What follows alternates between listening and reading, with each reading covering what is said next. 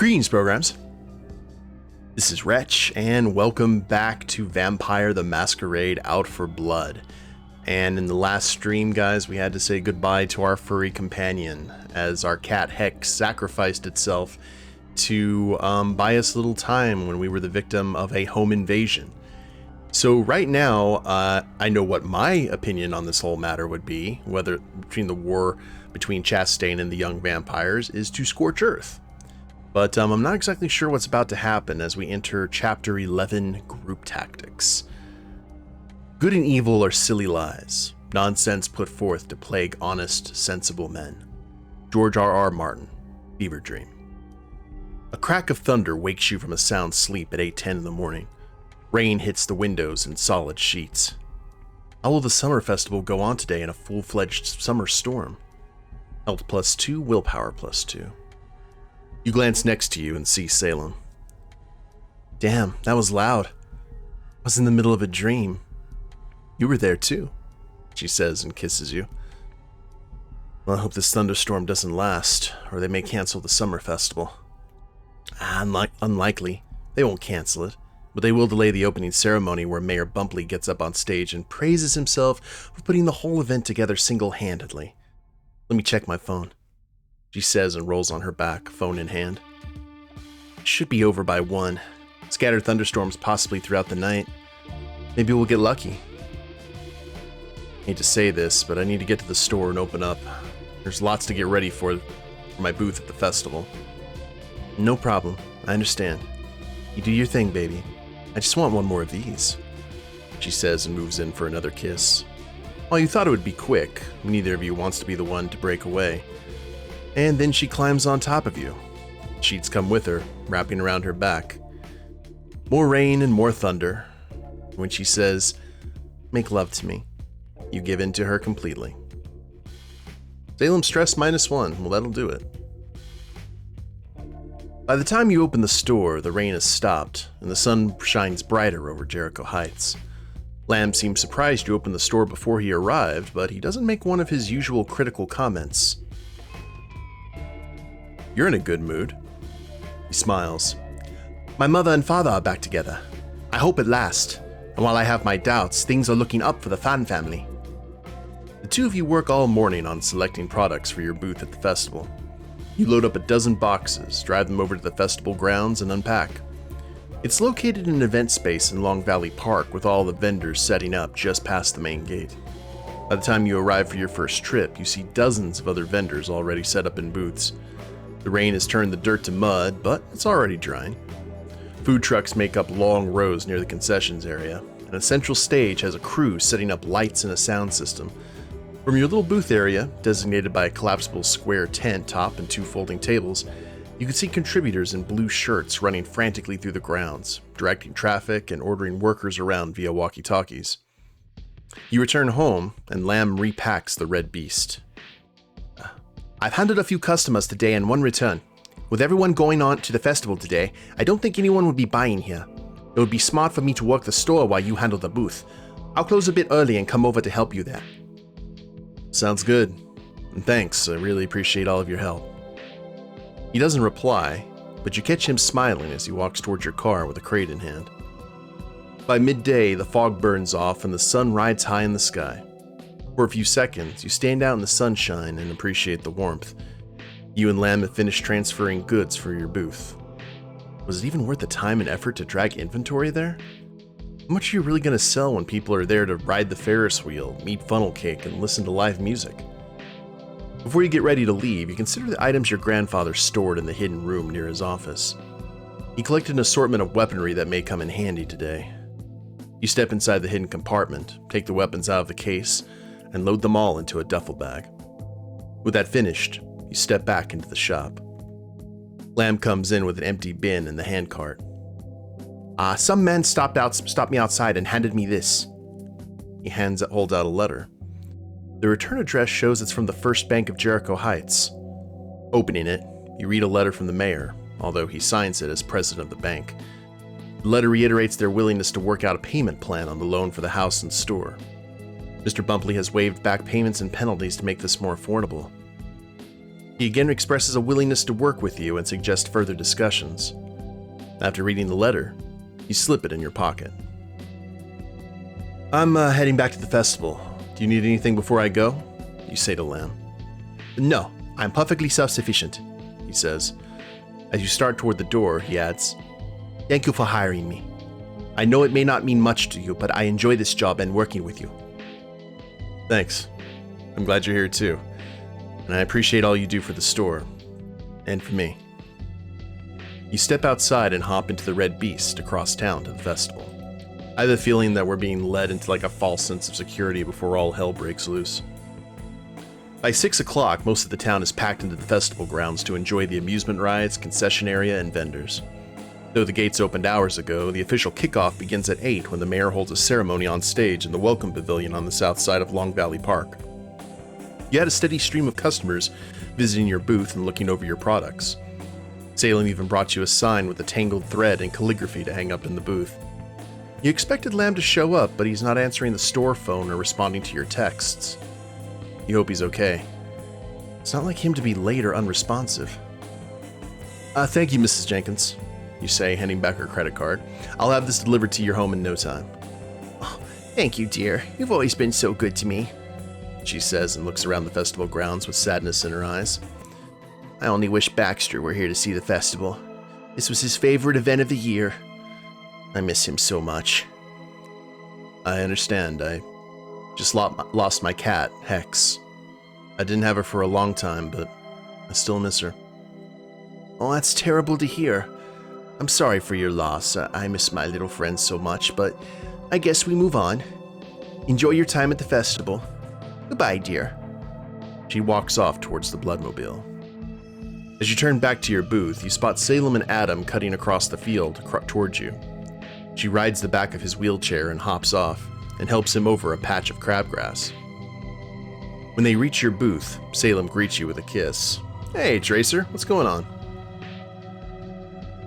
Morgan, do you see the sky? It's amazing, she says, looking at an orange and red sunset blooming on the horizon. Well, that's why it's called the golden hour. Adam holds a hand over his eyes and looks at the sky. A guitar case hangs from the back of his chair, and he takes it off and puts it in the back of your booth. How's business been going? Salem asks, looking through one of your displays. I thought Lamb would be here. You hear the shrill voice of the mayor on your right and turn to see him and Sheriff Ray in a heated exchange. The sheriff starts walking away from him, and the mayor grabs the sheriff's arm. Ray looks at the mayor's hand and yanks his arm away before walking off. The sheriff marches through the field near the parking lot, and the mayor follows after him. Hey, Morgan? Are you listening?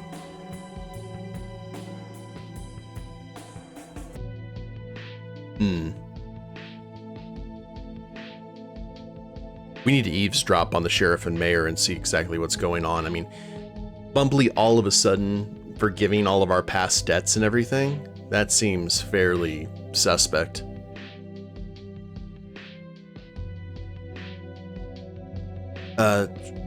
No, sorry, I need to step away for a few minutes, I say to Adam and then follow the sheriff and mayor. Oh, no problem. I'm gonna grab an ice cream, Adam says as you walk away. You rush through the field in a diagonal zigzag, maneuvering around the festival goers and dodging motorized carts.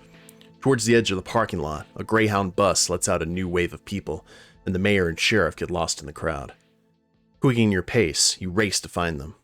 You only saw the beginning of their exchange, but you've never seen these two, perhaps the most powerful duo in Jericho Heights, arguing like this. Ooh. Wits and survival, I figured that would be the top thing that we'd go for. Oh yeah, that's 7. Now they must have gone into the woods just past the parking lot. I'm sure I can track them there. Even if your knowledge is a little dated, you once knew this park like the back of your hand. You're confident you can track a couple of aging bureaucrats. You make your way across the parking lot, finding a clear path through parked cars to avoid the crowds walking in the opposite direction. It's amazing to see how the festival has grown over the years, especially since you were a child. In the past, the festival was mostly just a town event. Far more people are showing up now. You've heard they come from Schwamberg, Aurora, and Naperville, even as far as Rockford. You've never been one for crowds, and your first festival in years will be packed with mostly out-of-towners. Then again, you're not really here for the funnel cake or the tilt-a-whirl. You walk around the Greyhound bus and see an empty portion of the parking lot, a dirt road leading east and west, and the edge of the woods. The sheriff and mayor could be anywhere. They didn't walk through the entire parking lot to sit in a parked car, and you would have seen if they've gotten into an Uber. They must have gone into the forest. You walk along the tree line to check for signs of broken branches, flattened grass, or any other markers of two men walking into the woods. The wide canopy of ash trees spreads out from the road, casting high, dappled shade. It only takes a few moments to spot their tracks, orthopedics and Gucci loafers, side by side. Following the other signs of disturbances through the woods, you track the mayor and sheriff like following a trail of breadcrumbs. Loud breadcrumbs. As you get closer, you can hear them talking all too loudly. Rushing after them, you slip your way around the trees while staying low to avoid detection. They haven't moved far into the woods. The mayor sits on a rock the size of a couch, and the sheriff leans against a tree with a cigar in his mouth. This is ridiculous even for you, Marv. Dragged me out to God knows where. Ain't this a bit clandestine? The sheriff blows a puff of air which quickly dissipates. Well, we need to talk, and you know she's always listening, the mayor says and fans out his fingers in both hands, pointing them at the sky. I need your support here, and frankly, I'm surprised I even have to ask for it. We need to have a unified front. If we put enough pressure on her, she'll have no choice but to give in to our demands.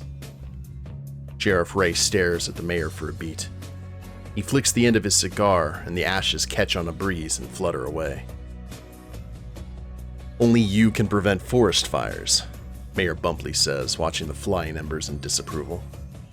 Are you going to answer me? The sheriff clears his throat and spits on the ground. I don't have demands. You do. Make them yourself. Don't you want more? How much longer can you do this, Raymond? 5 years? 3? Even with her little cocktail, you can't go on much longer than that. How much money can you squirrel away by then? The mayor asks, spitting out the questions. Oh, Raymond's a ghoul. Think of all the money she's pouring into that stupid library, and the money she's using to promote this place, the land she's buying up. You think she was going to open her own amusement park? Or you think she was going to open her own amusement park?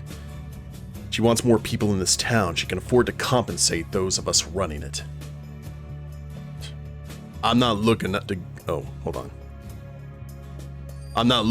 up against her. You remember Duke Bowie? It wasn't that long ago. She can turn a person into a homicidal maniac and send them after us. Don't you think that display was for us? To keep us in line? So if you want to demand more from her, go for it. Don't need me for that. The sheriff bites the end of his cigar and spits it out. It breaks in his mouth and comes out like a tiny shotgun blast.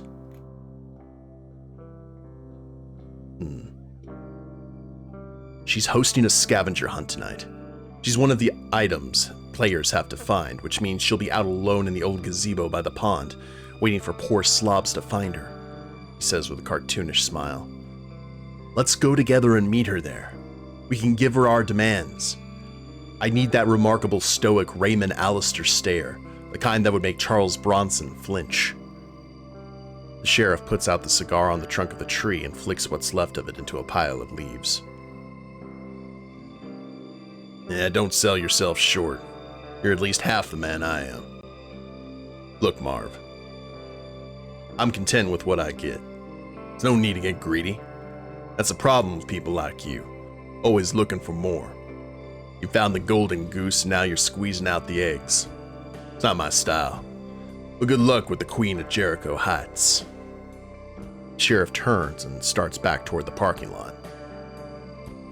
If you're not with me, Raymond, you're against me. Sheriff Ray pauses, shrugs, and continues on. The mayor waits a few moments and then marches after him back towards the festival grounds.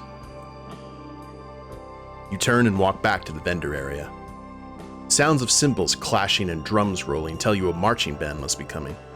Sure enough, the Jericho Heights High School Bulldogs march through the center of the festival, at least 3 dozen strong. You can't hear anything over the clamor of the music, so you just stand back and watch them parade by your booth. While they play, you look around the festival grounds as even more people have arrived. You notice the stage is almost set up for the mayor's kickoff address. He now stands by a voter registration booth. Nearby sits a bloodmobile, a full-size trailer with a sign reading, "Save a life, donate today." Another sign reads, "Sponsored by Jericho Heights Wellness Clinic." On your left, Ginny Barlow holds her ears and grimaces as the marching band continues on.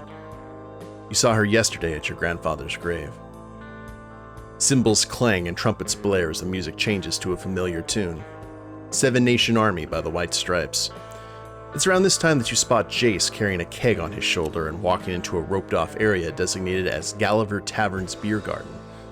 Tubas groan and the band begins marching again. As they file through the crowd and make their way past your booth, you spot Eric looking through a table of antiques in the booth across from yours.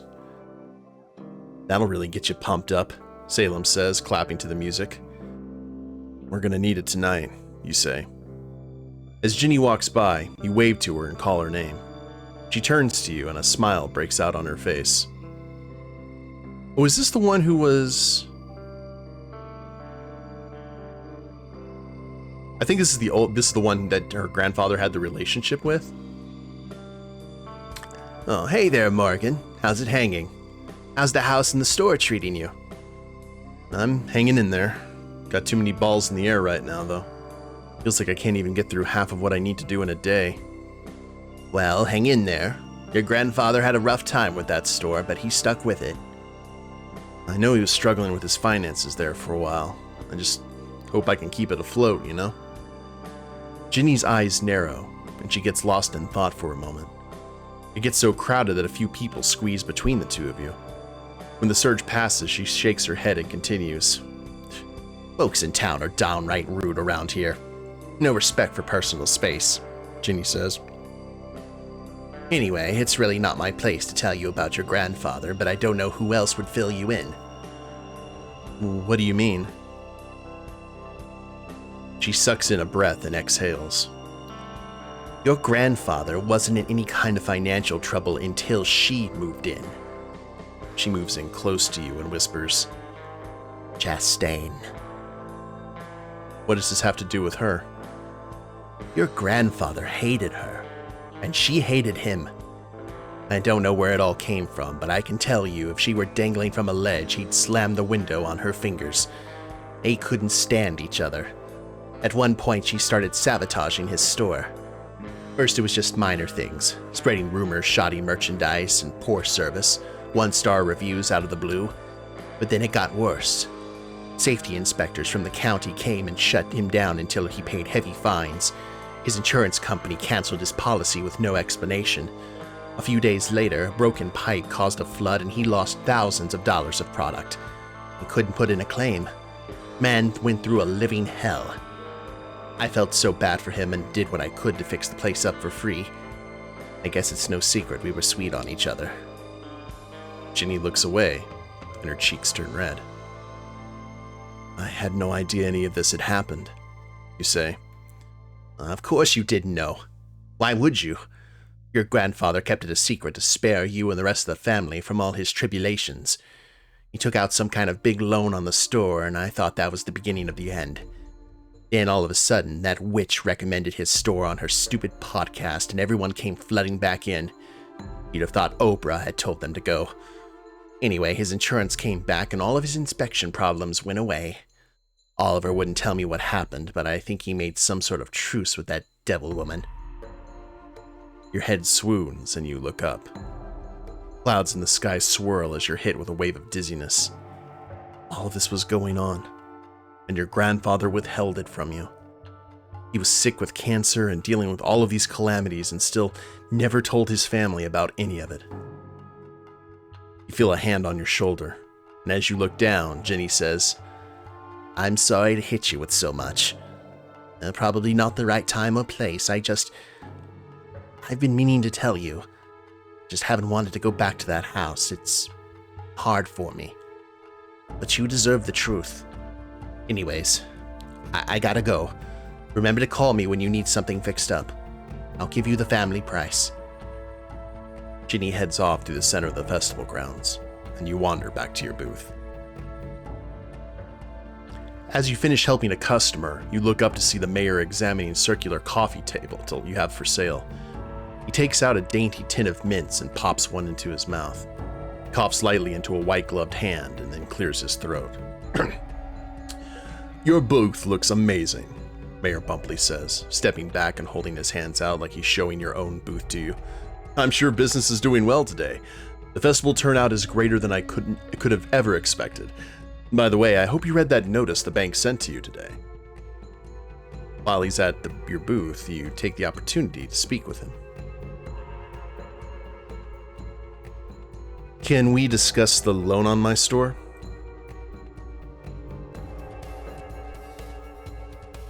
Ooh.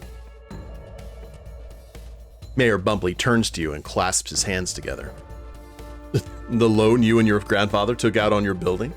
Well, when we last spoke about it, you cried poverty as a way of getting out of responsibility. And what do you wish to discuss now?"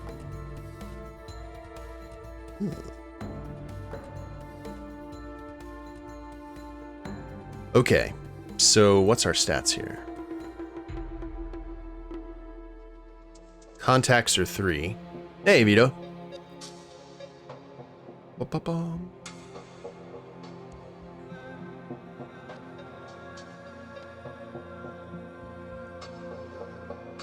I do not have the resources.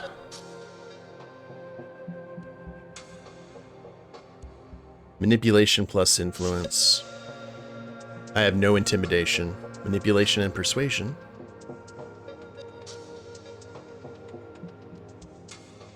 Oh man, we can actually entice him with inside information about Lacey's campaign. That would not be smart.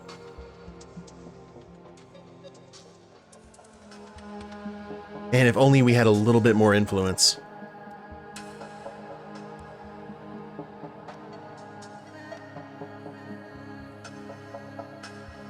Okay, let's...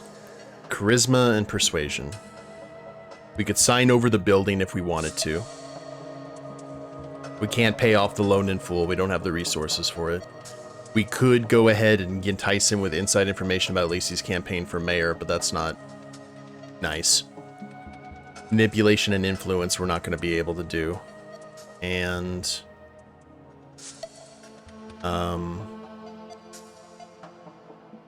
composure and intimidate. We don't have anything in intimidation.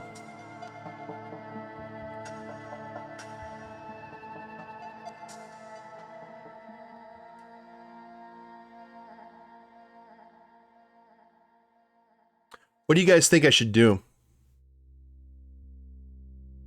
Basically, the only options that are really open to us are working out a payment plan, checking about the possibility of signing over the building. I'm not exactly sure to who, maybe the bank or to someone else. Or we could go ahead and kind of sell Lacey out and let him know about the campaign for mayor. I could just go with the payment plan. I mean, we're making good money. We could just go ahead and start making payments, especially since he went ahead and waived all of the past stuff.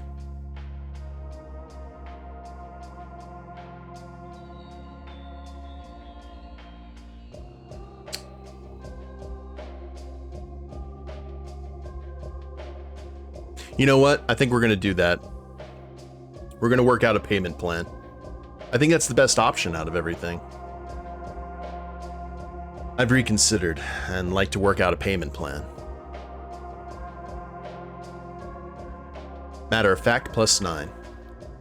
Well, we'd be happy to work with you on a fair repayment, the mayor says with a courteous smile. Stop by my office at the bank on Monday and we can go over the numbers. Please bring any financial documents such as last year's tax returns, your store's ledger, and anything else related to your income. Thank you for doing what's right and taking care of your financial responsibilities. +4. Turn your attention away from the mayor. You move into the back of the booth and check on receipts from the last few sales. After a few minutes, the mayor leaves your area and mingles with the crowd on his way toward the front stage. 7 o'clock. The festival continues, and even more townspeople arrive as the night draws closer. Sound checks for the main stage screech through the overhead speaker system. Onlookers take up the first dozen row of chairs in front of the stage, while lines for dinner extend through the middle of the festival grounds. Customers continue to work your booth. If it weren't for Adam and Salem helping out, you wouldn't have even had a break to eat. At least the money's rolling in, and you won't even notice it when you pay the festival for your booth space. You can't believe Lamb's still missing. You're gonna have a talk with him as soon as he shows up for work tomorrow. I hope nothing bad happens to Lamb. Most of the vendors close shop about this time, and just as you start doing the same, you see Marcus and Lacey walking up to your booth. Marcus holds a large bag over his shoulder like he's going camping, while Lacey is dressed for the occasion in jeans and a t-shirt. You can count on one hand the number of times she's dressed casually in your presence. Salem pulls down another side of the canopy and yanks her finger back with a yelp.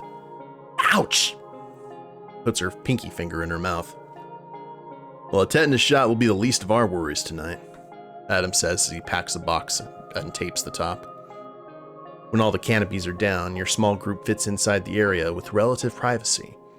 Even the noise of the crowd seems dimmer inside the improvised tent. Overhead lights, kept on for the festival, shine through the seams and cast a red hue all over you. From somewhere outside comes the voice of someone yelling over and over again for someone named Jesse. You take out the duffel bag of weapons from your grandfather's secret room and show them to your group. Feel free to take what you need. Can I use this? Salem asks and lifts one of the AR-15s. When she sees your surprised look, you say, all those errands, I've been taking shooting lessons. Lacey reaches into the bag and pulls out a crossbow. Well, I've actually fired one of these at my grandparents' house. They were hunters and only used bows and crossbows. She holds it up and the light streaming through the canvas and inspects the weapon with fascination. Adam lifts his guitar case from the floor and sets it on a folding table now clear of products you were selling earlier. He unlatches the case along its length and pulls back the lid, revealing a rifle in several parts. He stares at the weapon and takes deep breaths while his hands hover over the barrel. You brought the rifle? That can't be the same one, you say. That's the one, Adam says. He lifts two pieces and fits them together until they click. While he assembles the weapon, you focus on Marcus, who sifts through his bag, pulls out a heavy revolver, and holds it to Salem. Oh. No thanks. I brought my own, she says and lifts up the front of her shirt. A revolver is tucked into the front of her pants. Suit yourself, Marcus says and stands, holding a semi-automatic rifle with a complex scope. This is an Alexander Arms AR-15 rifle chambered in .50 caliber Beowulf with a threaded tank brake, to cut down the recoil. I've got twin 10-round magazines taped together for quick reload and a Vortex Spitfire prison scope. Damn, Marcus, you really know your guns. Some serious hardware you've got there, you say. Relationship with Marcus +5. I got it for myself as a Christmas gift last year, he says and smiles at you. So when are you going to talk about the plan for tonight?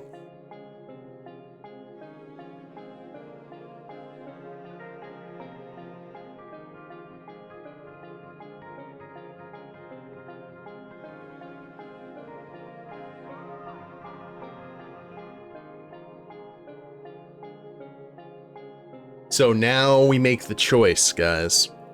What we decide to do.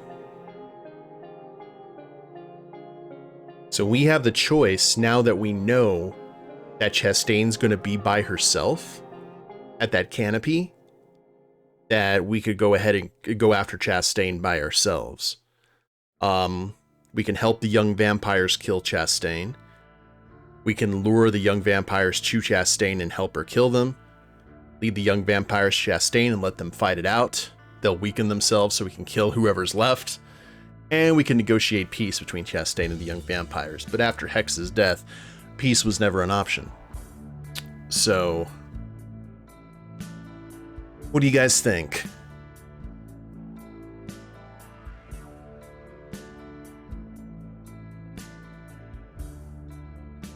You like the kill off whoever? I like that too. I mean, I guess we always have the chance to give mercy You know what I mean? To, I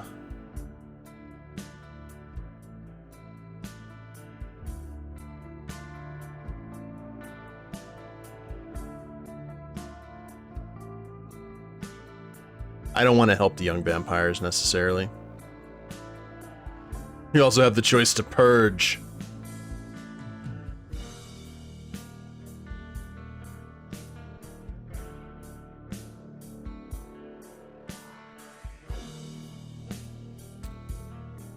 I don't want to go after Chastain, just the, well, I don't know.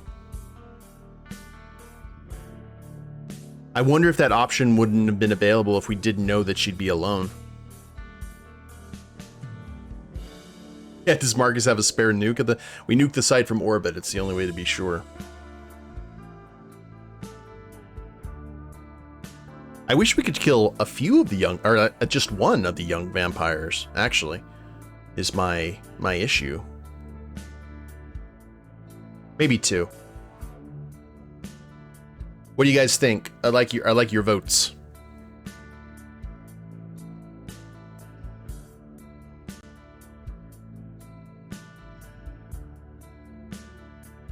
Let them duke it out. Okay. What about you, Vito?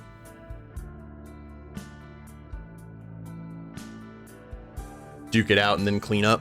Okay. I kind of agree. Let's maybe, you know, Chastain will kill what's his dank for us and we won't even have to do anything. We're gonna lead the young vampires to Chastain and let them fight it out. They'll weaken themselves so we can kill whoever's left. This is the best way to kill two birds with one stone. We let the vampires fight it out, and then we take out whoever's left. I don't know if our guns will go very far. Bullets may injure them, but I doubt they'll stop them permanently. Fire. That's how we kill them.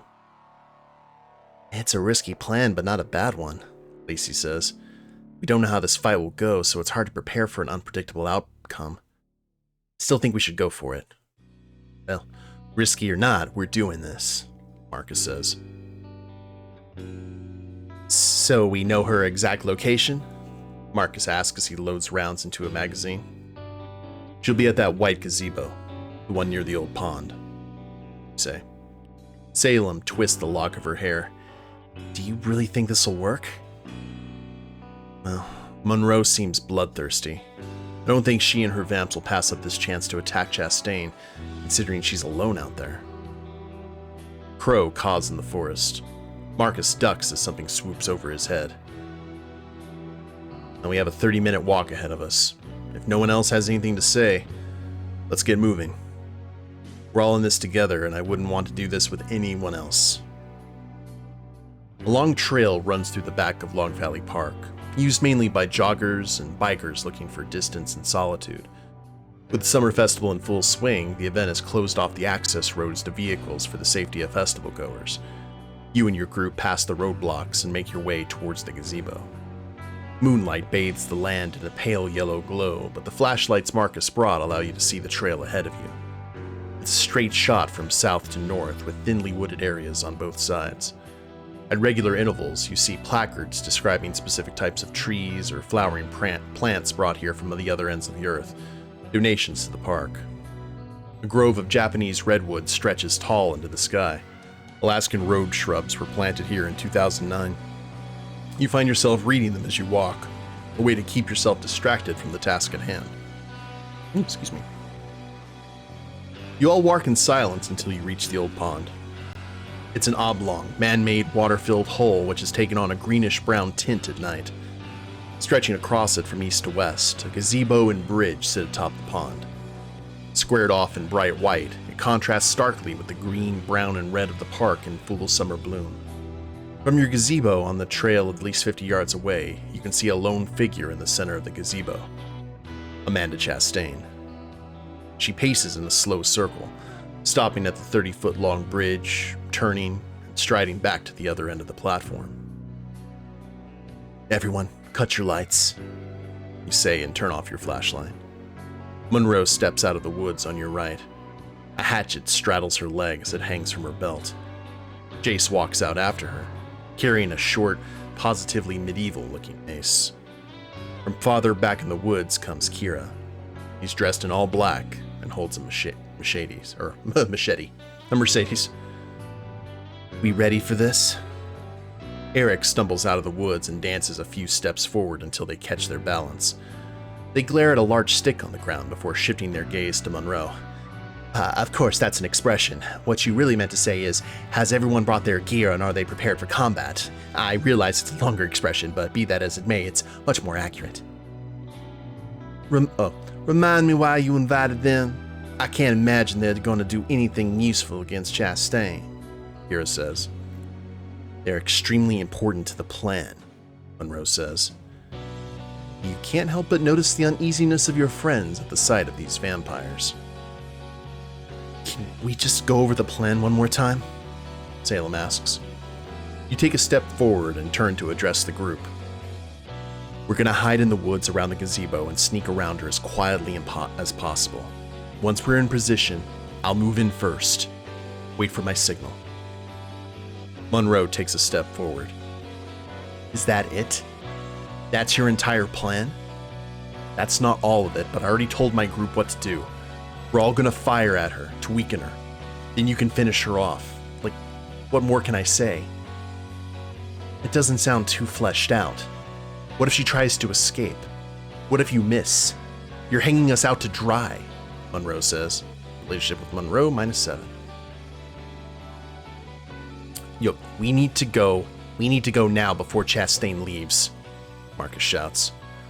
After another deep breath, you say, this definitely won't be easy, but we're all prepared and have a good sense for what needs to happen. I feel a ton of nervous energy, and I know you all can feel it too. We just need to use it and bring down Chastain once and for all. That's all I can really say, so let's not waste any more time. Let's go get this over with. Stress, stress, stress, stress, stress. As you finish your speech, you glance around at the expression of your friends. They look distressed, distraught, terrified. It's clear you failed to alleviate their fears. The woods break into a small clearing where a large puddle remains from the morning's rainstorm. When you move around it, you catch sight of the white railing of the gazebo bridge through the trees. Monroe and the rest of the young vampires set off into the woods ahead of you. Once they're gone, you remind your friends of the real plan to lead the young vampires to Chastain and let them fight it out. Where's the other dude? Where's the cat killer? It's safe to assume Chastain will dominate the fight with the young vampires. We can only hope they weaken her. At that point, we need to take the opportunity to hit Chastain hard and fast. None of them can survive. We need to make sure none of them escape. This might be the least risky way for us to do this. I guess we're all in on this one, Lacey says. Let's get ready to move, Marcus says. I'm not gonna be too useful out in the woods, Adam says, waving his hands over his wheelchair to point out the obvious. I'll hang back for a bit and then roll to the bridge on this side of the gazebo. When it's go time, I'll move fast, so don't anyone worry about that. None of us are worried about that, Salem says with a grim smile. The four of you take separate paths to reach the gazebo, with Adam remaining on the trail and the rest of you using the cover of the woods.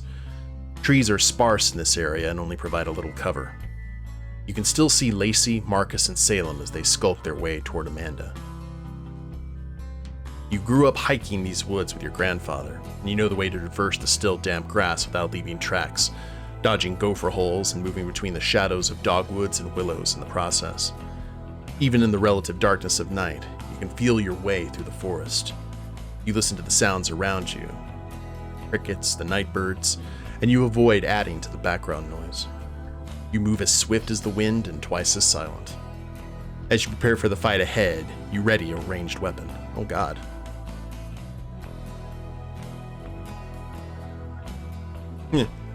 Dex in combat. Yeah. Okay.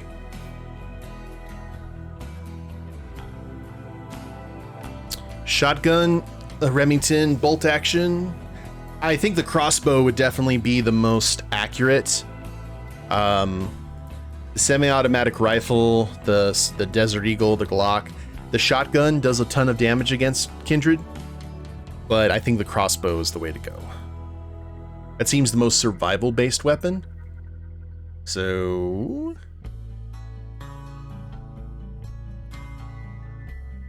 you attach your scope to the weapon. Next, you ready a close combat weapon. Oh wow, I had nothing else other than a sportsman's axe. Okay.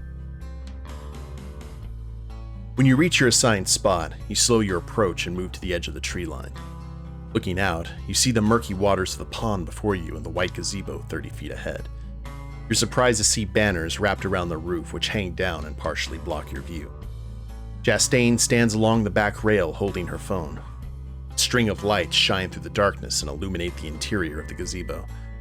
She wears a red floral sundress and her hair is tied back with a wide pink ribbon. You stay under cover and look around for your friends. Marcus has made his way to the far north side of the gazebo, tucked in low by a thatch of deadwood several feet high. On the east side, Lacey waits behind the tree, with her crossbow already pointed at Chastain. You scan to the south, looking for Salem. She's not there. You look back to the trail and spot a lone figure in a wheelchair gliding across the path and closing in on the bridge. Chastain makes no indication that she spotted you or your group. Even after crossing the woods, you're still 30 yards or so away from her. Where she stands in the gazebo, the tall support beams and the long flowing banners block a clear line of sight to her. It may not prove difficult for trained shooters, but it'll pose a problem for your novice group. Moving in closer would improve your chances of a successful hit, but you may also alert Amanda to your presence. You could just walk across the bridge, pretending to be someone from the festival participating in the scavenger hunt, or even sneak closer and attack from her blind side. You scan the area to the south again to look for Salem. A break in the green of thicket of bushes reveals a pair of studded boots. That must be her. Your friends are ready. You spot someone else coming up the trail. A lean, tall figure, perfect posture. That must be Jayfield coming to meet Chastain. He could definitely complicate things. Alright.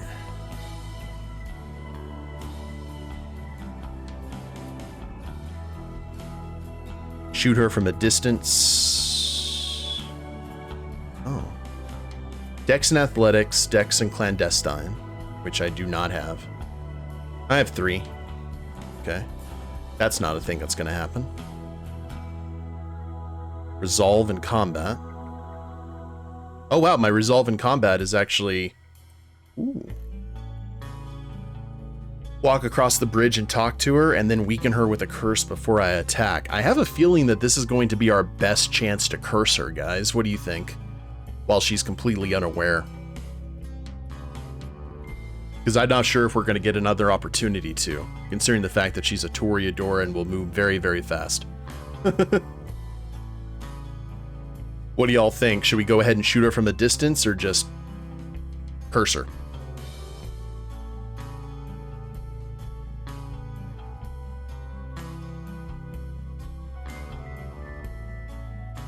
Rock her out with some of that black magic. We're pretty strong in the occult, and it could give the young vampires more of a chance. Yeah, I agree with that. We're okay with shooting, but the resolve and the occult. What's our... Okay, our resolve is 3. Our occult... Yeah, we got 7. This is how we got to do it. Let's go. We're going to weaken her with the curse before we attack. Let's do this.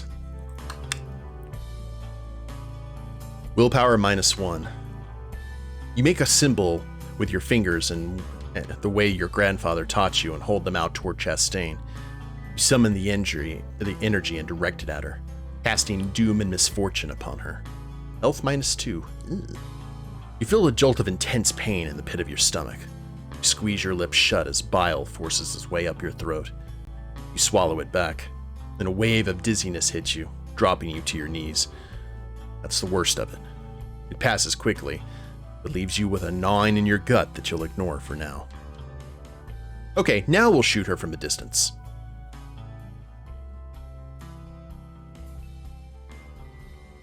That's a resolve in combat, right? Just double check.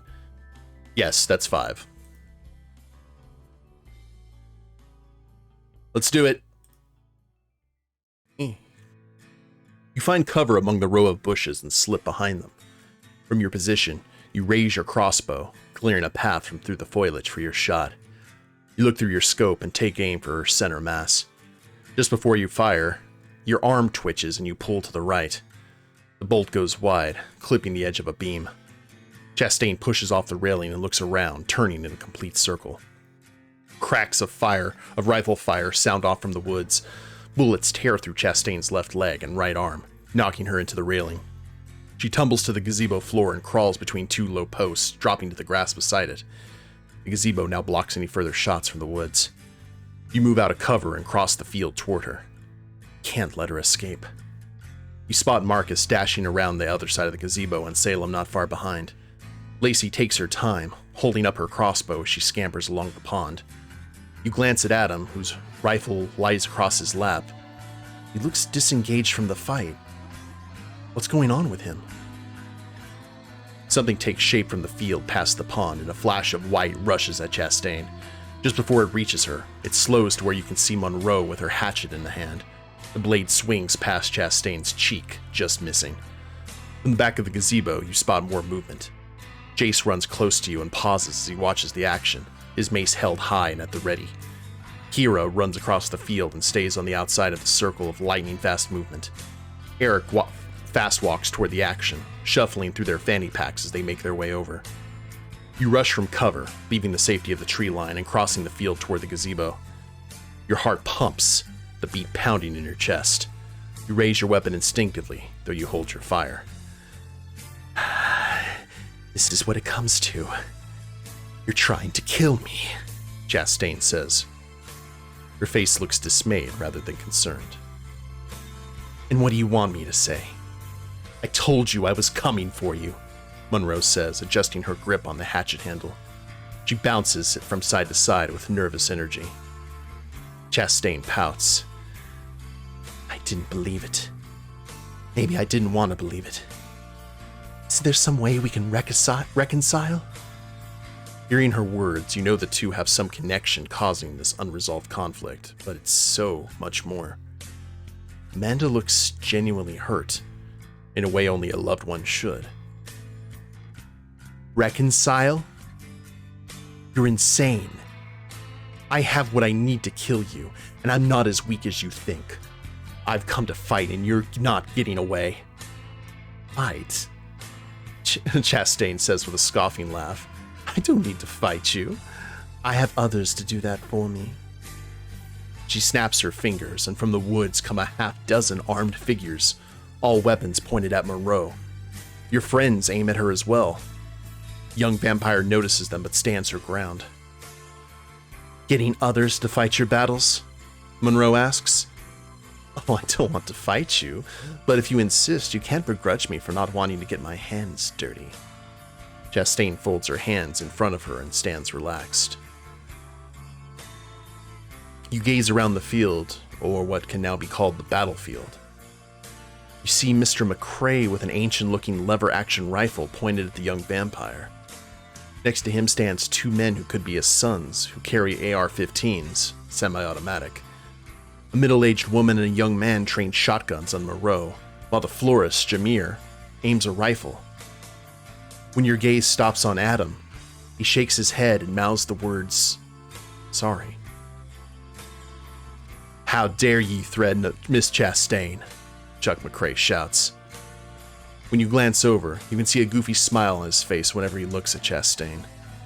He's completely fascinated by her. You also notice the other vampires backing away slowly. Woohoo!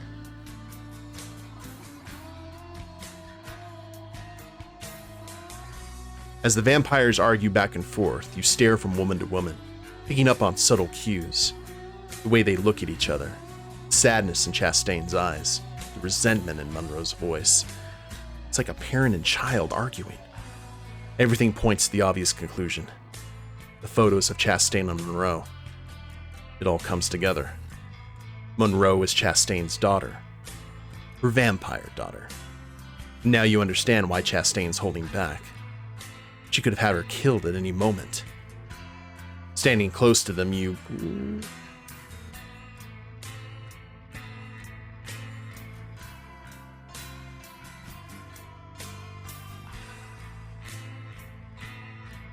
Well.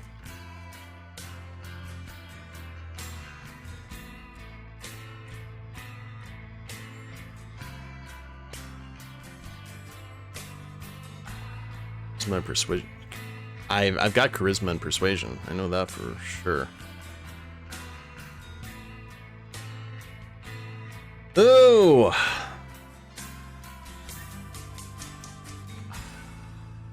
This is escalated very quickly. It looks like Adam is under her thrall. Go all in and attack Chastain? Yeah, I mean, we don't have a choice really in the matter. I mean, we do, but none of these other decisions are even remotely good. I'm going to go ahead and Leroy Jenkins. If we die, we die. Impulsive plus 10. A ripple of thunder cracks around you. Chastain looks up at the sky and shakes her head. Can't come down to this. All I've built throughout the long years, and I don't have the power to make you understand. I don't want to kill you, but you have to submit. You have to agree to work with me. That's the only way you can live. But you will live for... Monroe shakes her head like the sound of the word causes her pain. She looks across the townspeople with their weapons raised and at you and your friends. You see her look of defeat, knowing there's nowhere to run. I can't do it. You've taken everything. I don't want to live like this anyway, so if I die, that's okay. I want you to know you can't have everything and everyone, because you can't have me. Creep forward and raise my crossbow, because that's the only thing I can do. Boop. You lift your crossbow, aim, and shoot. The bolt pierces her throat from behind. Time hangs for a moment, and everything turns silent as you stand and look at the once powerful vampire, now stumbling like she's drunk. Her heel snaps, and she topples sideways before she gains her balance. Oh, dear, she says. And then there's gunfire. Your friends fire from the sidelines, and Monroe dives out of the way, knocking you over and out of the line of fire. It sounds like thunder crackling the sky, but as her body twitches in a dance of death, you know it's the clatter of the weapons a short distance away. It goes on for a full minute and fills this part of the field in gun smoke. You cover your head and wait for it all to end. You hear footsteps around you and rise to see your friends advancing. 10 feet away lies the body of Amanda. She's fighting to sit up, her movements jagged and puppet-like. Her dress riddled with bullet holes and face covered on one side by blood. Much of her blonde hair looks pink in the glow of the overhead lights from the gazebo. Monroe lifts the hatchet and strides near Chastain. Gabriel steps in front of her and raises his fist. Monroe flashes the hatchet to the right. When Gabriel moves left, she lashes out with her boot, kicking him between his legs. Gabriel howls, grips his crotch, and drops to the grass. This is over. Finally. The blade comes down on Chastain's chest, digging straight through the flesh and embedding itself halfway down. Chastain's body convulses, but otherwise remains motionless. Your friends stand beside you, and though their weapons are lowered, you can see they remain ready to act.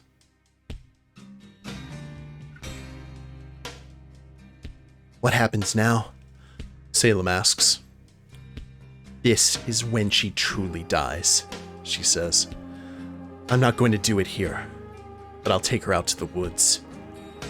You're welcome to come along. I've never done it before, so I'm just guessing it's going to be tough to watch. We should do this fast. Someone's going to see us out here. Maybe even the sheriff or police, Lacey says. Let me immobilize her first, Monroe says. I need to grab a piece of wood to use as a stake. Marcus slips off his backpack and reaches into it. Out comes a wooden stake and a mallet. Here you go, he says and hands them to Monroe. How nice of Marcus. These will do, Monroe says and kneels over Chastain. I'm going to need help holding her down. She might get a surge of energy when it goes in. Someone grab her legs. Make sure someone gets her arms too. The young vampires huddle around Chastain's body and pin her down as Monroe holds the point of the stake over her chest. Okay, on the count of 3, Monroe says and hovers the mallet over the top of the stake. 1, 2. Chastain's body flails and bucks, knocking Jace off of her arm. She twists her torso and her fanged mouth snaps at Monroe. A screeching wail comes deep from within her. Monroe snatches her wrist and pins it back down. "Damn it, hold her!" she shouts. Marcus dives onto the arm and tucks it under his body, struggling to hold the twist. Placing the stake over the center of Chastain's chest, Monroe hammers it once. Chastain's scream turns to one of pain, a deep and shocked howl that people could hear from far away. Monroe brings down the mallet with another strike. The stake shoots downwards another few inches. Those holding Chastain struggle to keep her pinned as her limbs thrash and her body convulses. Salem runs to you and pushes her body against you. She hides her face in your shoulder. You wrap your arms around her. "Keep her down!" With a grunt, Monroe slams the mallet against the head of the stake, sending it even deeper into Chastain's chest. Now, the vampire's body goes limp, and her head flops to the dirt. Monroe hits the stake one more time, and then sits back and drops the mallet. "It's done," she says and stands, her clothes dotted with Chastain's blood. "I'll take care of things from here. You all should go." "So it's over?" you ask. "And what about you? What are you doing now?" Monroe shrugs. "I haven't thought that far ahead." The sounds of sirens cut through the air, and in the distance, flashing lights can be seen. When you turn back to Monroe, she's carrying Chastain's limp body towards the woods, followed by the other vampires. As the sounds of the police sirens close in, you and your friends take the nature trail behind the gazebo through Long Valley Park. I guess circumstances made our plan unserviceable. Under the cover of the dense forest, you head to the parking lot to leave the summer festival and return home. "Would someone mind pushing my wheelchair for a while?" Adam asks and take a deep breath. "I thought you would never ask for help," you say and grab onto the handlebars. "I'm tired," he says and places his hands on his lap as you push him. Ooh. All right. Interesting. So I am not. Oh, okay. Something's gonna happen here at the beginning of this next chapter, guys, and I have a feeling I know what, and I'm kind of worried. But Chastain has now been put into torpor, and it looks like we're going to let the young vampires live for right now, just because of the situation. But yeah, that escalated very quickly and turned into a red-laced bit of hell, but apparently it didn't look like anyone else. Looks like all of the crew has survived. Knock on wood. But I guess we'll have to see in the next stream, in the final stream of the series, because I believe Chapter 12, as you can see, is the last one. But I hope you guys have enjoyed it. If you haven't followed the Twitch channel, please do so. I try and stream on Tuesdays, Thursdays, Saturdays with random times in between. And if you're watching the replay of this on YouTube, I have a link to the Twitch channel in the description below, as well as a link to my Extra Life page where I'm raising money for my local children's hospital via the Extra Life charity. So check those out if you feel so inclined. Like, share, subscribe, you guys know the drill there. And we will see you next time. Later days, everyone.